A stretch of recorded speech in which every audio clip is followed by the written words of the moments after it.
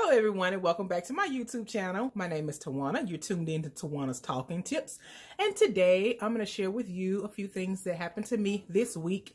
I've been trying to make YouTube videos more often, but I kind of fell behind this week. But there was some interesting things that went on, so I kind of want to share those with you guys. Hope you're having a good day. It's a sunny day in Alabama. And I had to just stop y'all. I had something happen to me and I just got to share it with you. So most of you guys know that I am the owner of Tawana's Mobile Notary and Business Services, and that entails a lot. I do a lot for companies. I'm not only a signing agent. I'm not only do general notary work. I'm an auditor. I mystery shop. I do field service work. Whole bunch of things. Also, I'm a salon owner. So anyway, this channel talks about all those things. But today, y'all, I'm going to tell you about my mobile notary call and a mystery shopping scam that thankfully I was able to pick up on before I ended up losing some things. Okay. Now I went to a mobile notary call this week. So this is a good story and sort of a, I don't know how I was supposed to feel, but I kind of got a little sad. Anywho, my billboard is currently still up in the city, the small town that I live in. And so I got a call last week from a lady, and she tells me that her mom is not feeling so good and she needs me to come out and do a POA. And so I tell her the rates and so forth, and she told me that, you know what, she may get to feeling a little better, that she'd call me back next week. She ended up calling me back. And we ended up scheduling the mobile notary call, and I ended up going to the hospital. We got it all taken care of. But y'all, it made me happy and sad at the same time. So on my notary form, my notary log, I always leave a part there to ask my client, how did they learn about Tawana's Mobile Notary and Business Services? And the lady informed me that her daughter told her that she should call the notary that she had called before and cancel because she wanted to go with the notary that she saw the billboard for. And y'all, it happened to be me. So I just want to let you know that advertising does work. My main focus for putting the billboard up was for strictly branding. I wanted to make sure that my clients know the same way you see a McDonald's. When you see the arches, you know that it's McDonald's. I wanted my clients to understand in my town, when they see Tawana and they see that pin mark go down, you'll see my logo later. But anyway, that's my business. Okay. So I get to the hospital, you guys, and the lady is in a restricted unit. The client that I'm going to serve, she's in a restricted unit, and it's rainy, it's gloomy outside, and I had just got some personal bad news myself that day, so it was just kind of one of those things. So I go in, and obviously they pick me out because I've got my logo on and this and that going on, and so I go and I sit down and we get the lady's paperwork together, and this is just a note for general notary work for you guys that are just starting up if you're new in the notary business. If you have to go in a restricted unit in a hospital, for example, if it's an ICU unit, if it's a unit where a person has a infectious disease, maybe I don't even want to give an example, but you know where I'm going with this. What you want to do for your client is you want to go ahead and make sure that you've got everything verified before you even go into the unit. The town that I live in, there are restricted hours. So what I mean by that is that you can only visit these units 3 times a day.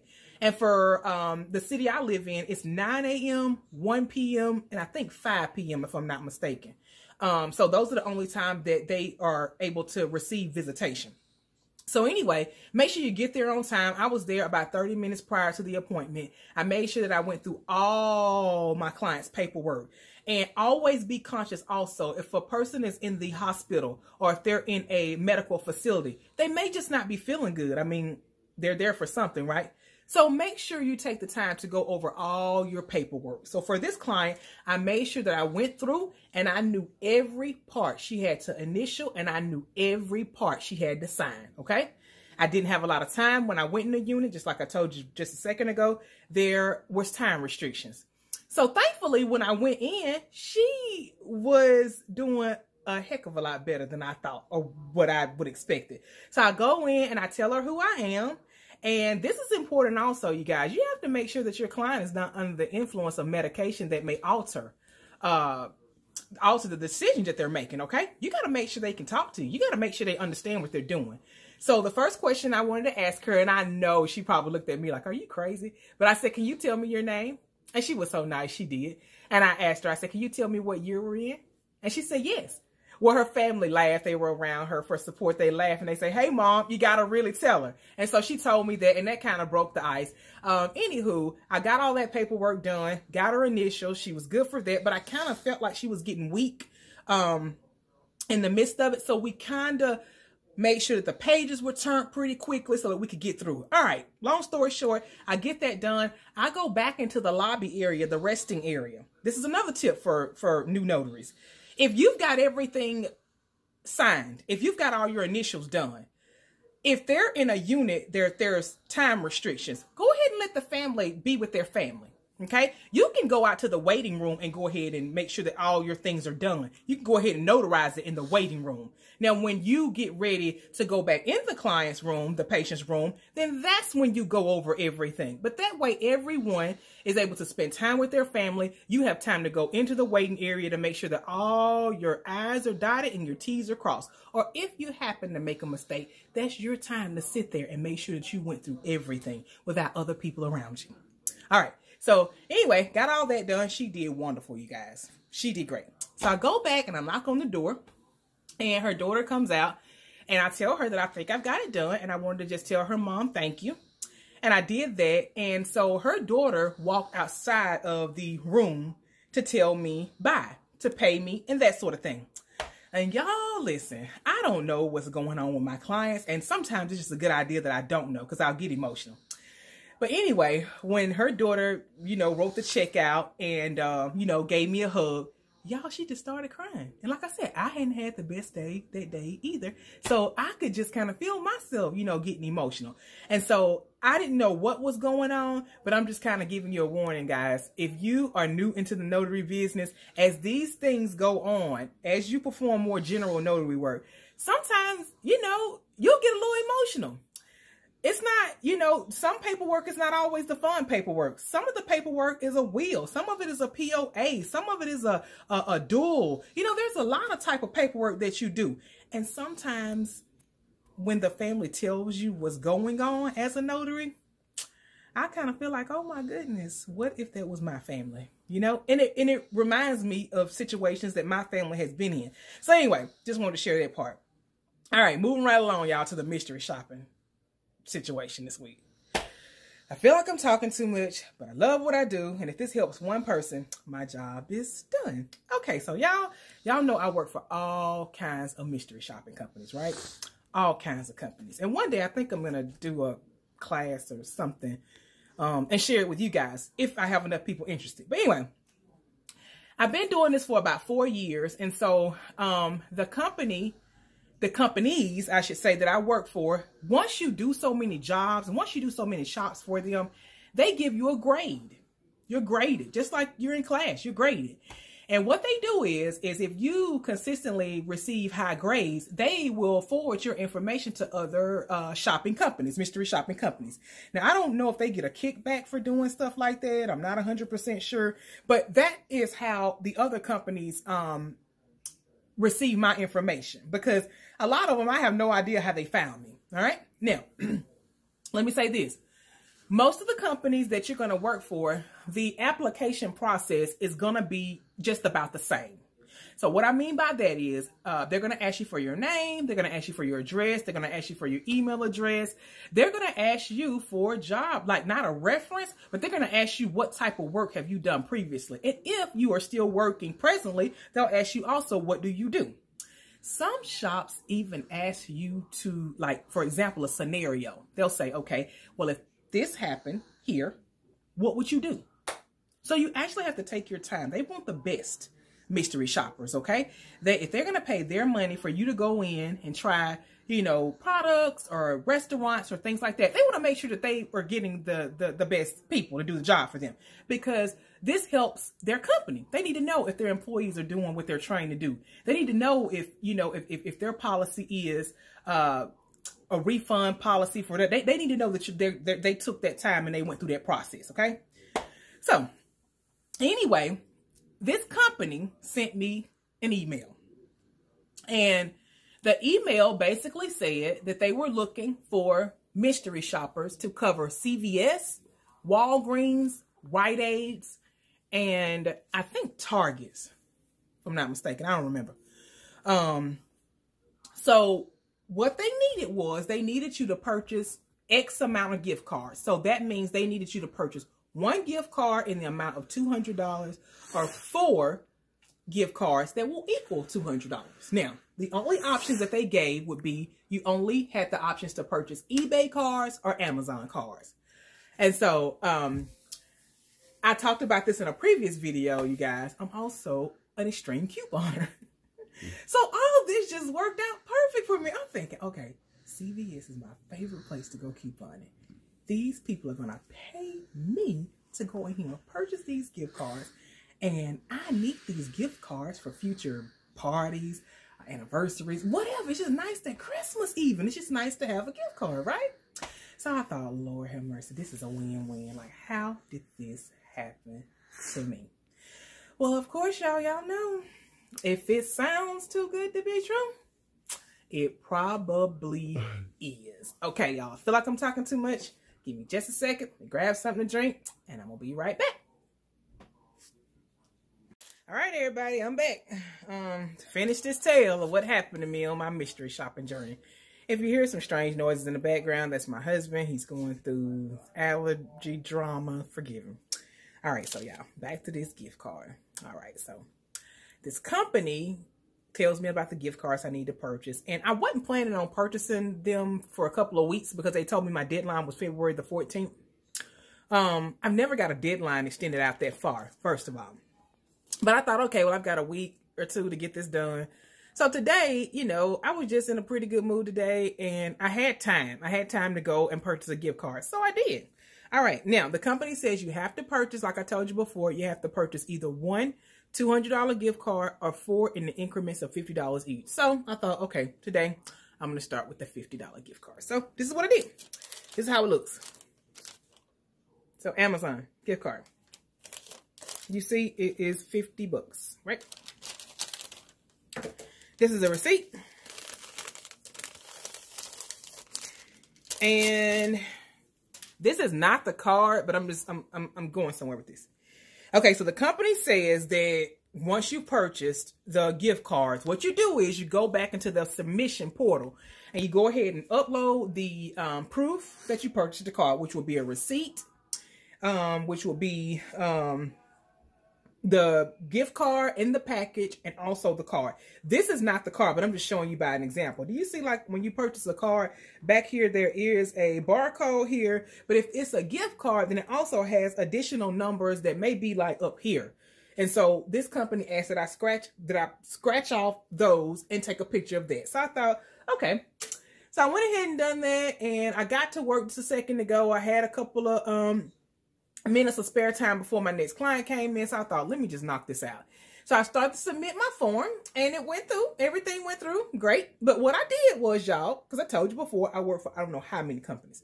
I mean, I work for Publix. I work for Kroger. I work for everything. So I thought, let me do this. Let me upload everything that they're asking, and then on the gift part section, I'm going to put my 2 fingers over the last 2 numbers. That way, you know, if for any reason, if through submission, if through, you know, the other, you know, whoever this is being submitted to, whatever, I wanted to protect myself. I wanted to make sure that nobody else could use these cards besides me. I did that for one of 2 reasons. First reason is that, you know, anything can happen. Second of all, I knew that I had given them another way to verify that I had purchased a gift card with a receipt. I just showed it to you, the receipt. And like I said, I had to show them a picture of the card and all that kind of stuff. So that was actually 3 ways to verify that I did this correct.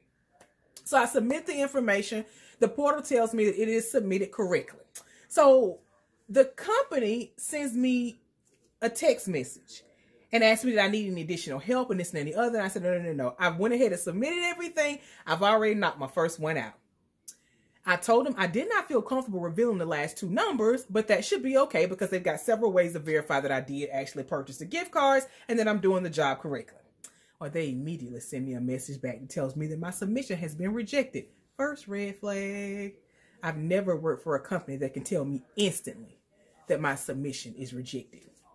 All right. Even if I send in a report late. For example, a couple of days ago, I lost my receipt. I lost the receipt. So I knew my report was either going to be declined because I couldn't find the receipt, or I knew it was going to be late. Thankfully, the automated system sends me an email that says, hey, your submission should have been in 8 hours ago. You need to turn your things in on time. These are normal generated messages. I see them all the time. Thankfully, I was able to find the receipt. I got it uploaded, and there we go. All right. A company never immediately tells you if your shop is approved. You have to go back into your own portal on the website. It will tell you an update, a status. Some statuses take longer than other ones. Some of them are approved immediately. Some of them take 2 or 3 days. Other shops I work for send me a message that says we submitted it, but we have 72 hours to grade you. After they grade you, they also ask you for surveys, all sorts of things. So this just seemed to be moving too fast. So he sends me another message and he tells me that I would have to send the picture of the entire gift card. That's when I knew something wasn't right. I was like, no way. No way. Second thing let me know that something may be wrong with this situation is because companies, notable companies, don't use text messages as the way that they communicate. Either they're going to email you or you're going to log into their website into your own notes.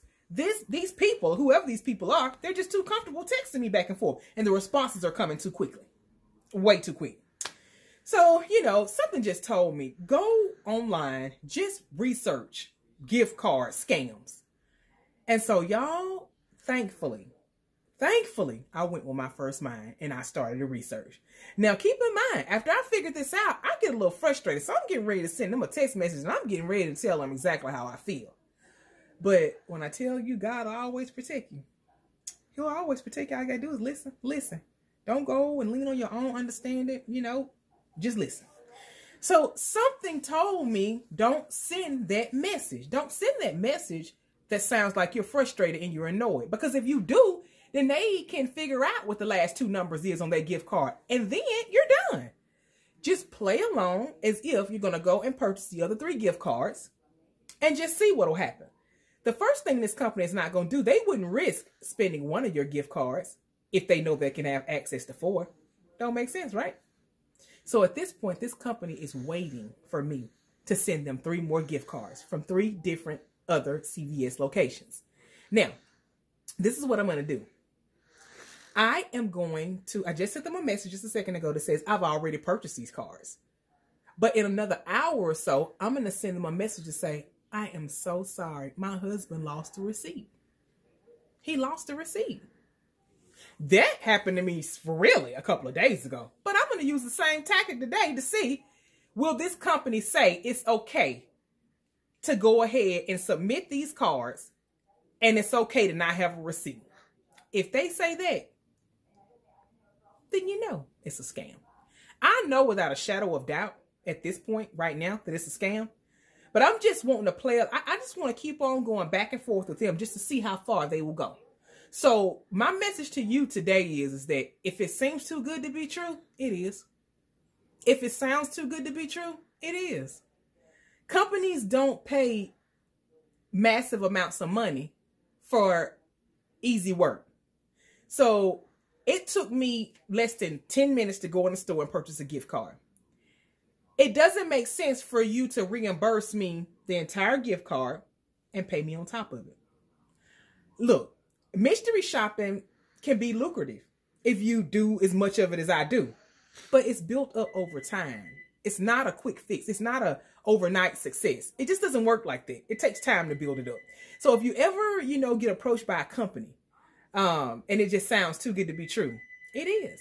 There's so many resources on YouTube here. There's so many resources on Google, all sorts of things that will help you sort out these things if you kind of feel like something is going on in a situation. Now, let me tell you how they even got me up to this point. Because to be honest with you, I should have known something was going on like 4 conversations ago. But let me tell you how slick this company is. There is a very notable company. So I'll give you an example like this. Like, if you have phone service through AT&T, then you know AT&T. You know their logos. You know their messages. You know if they're sending you messages about data. Everything seems consistent. It all seems the same, right? So this company described themselves as, I'll just randomly name them AT&T. That's what they named themselves, which is very notable. I recognize that company. In fact, I tried to apply for that company 2 years ago, but I just never heard anything back from them. And I do so much work, like I said, I just didn't even worry about it. I just thought, one day, if it's meant for me to work with them, I will. Well, this company that wanted me to do these and purchase these gift cards for them was this company that I was seeking a couple of years ago, right?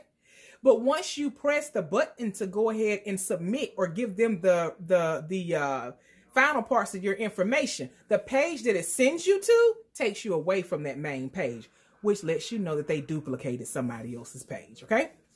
So that, on top of these people like following back up with me in text messages, that's not professional. In some of the text messages, their punctuation is not correct. In some of the text messages, they haven't capitalized letters. These are not mistakes that companies, Fortune 500 companies make. They just don't. Before they make a mistake like that, they'll make an automated system so that when everything goes out, it's consistent and it's the same, okay? Now, if I have enough time, I'm going to go ahead and link some of the conversations in here. And I don't know if I have time to do all of that, y'all, because it'll get real funny if I do that. And I mean funny in a good way. You'll see exactly the extent of what, scammers will do to take advantage of you, take advantage of your information, and to manipulate you. So anyway, that's my story time. I appreciate you guys tuning into my YouTube channel. I am Tawana from Tawana's Mobile Notary and Business Services. You can find me on Instagram at Tawana's Notary Biz. That's TOWANASNOTARYBIZ like zebra.